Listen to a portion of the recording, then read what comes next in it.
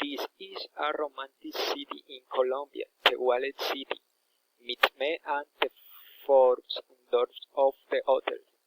Do not be late and don't have dinner first because we are going to head at a go restaurant in the Gethsemane near food. Then we're going to go dancing all night long, early in the morning around 5 am. We are going to watch the sunrise on the beach and take a morning walk by the sea. It's a great place for a picnic, a breakfast picnic.